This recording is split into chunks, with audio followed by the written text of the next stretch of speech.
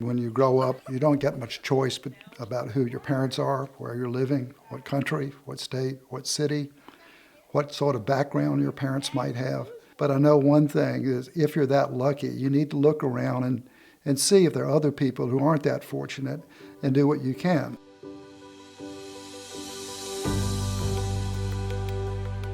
So when I first heard about early childhood education, it was probably more from a standpoint of, can I help somebody who doesn't have an advantage to start out life in a better way? But as I looked into it further, it was also a business case.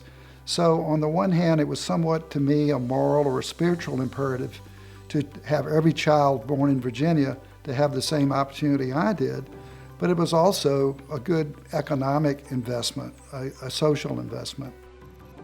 When I look at the area that I live in, that basically we lost all of our major employers, and we were left with a large population that was virtually uneducated. I think without early childhood education, many of them would never have an opportunity to be successful in life. You know, families don't come in one size. So we have to make certain that within the marketplace of childcare that we have options that are designed to meet the needs of every single family that is in the workforce and wishes to have care for their children that is safe and that offers an opportunity for children's development to be supported. I think COVID probably was the most impactful one with respect to making people aware of how important childcare was. And as a result of that, we were able to, I think, to really build a good coalition with the business community, which recognized the fact that early childhood education and childcare are significant workforce preparation issues.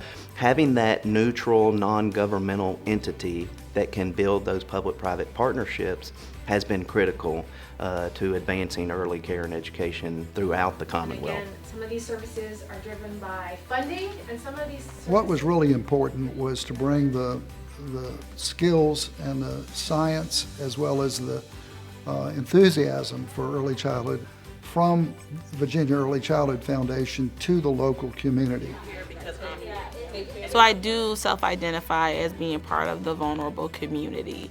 Vulnerable in the sense that we have limits and barriers that are preventing us access to opportunities or to resources that others may have access to.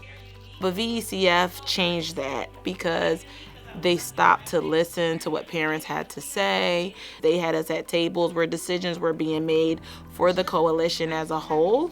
And they asked us questions like, what do you think? How could we change this? How could we improve this? The formation of an alliance with the Virginia Chamber of Commerce and the business community generally, I think was a significant step because it made the business community active participants in advocating for early childhood education and for child care.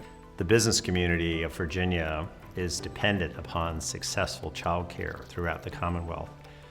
If we don't solve the child care challenges in our society, then we can't solve the workforce challenges of our society. I think early on, the conversation heavily focused on the quality of care. But I think that you can't have quality if you don't have accessibility.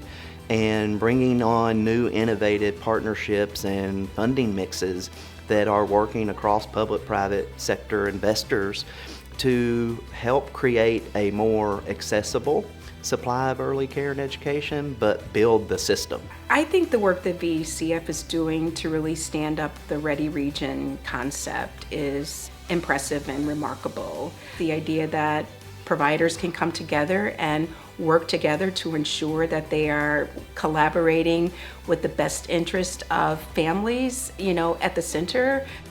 This is an issue that is bipartisan. We have people on both sides of the aisle who understand and recognize this. They're all in for supporting this effort. Convening all of those partners and building consensus is a true art. And I think the Virginia Early Childhood Foundation over the last 2 decades has done a fantastic job in doing that and making sure that we're working collectively to solve these complex problems and not just a siloed approach. And that it's not going to happen overnight. It's not going to happen in a few years, and that we have to keep fighting. We should be thankful for that success, but you cannot rest on your laurels. You have to continue to press forward to do even better in the future.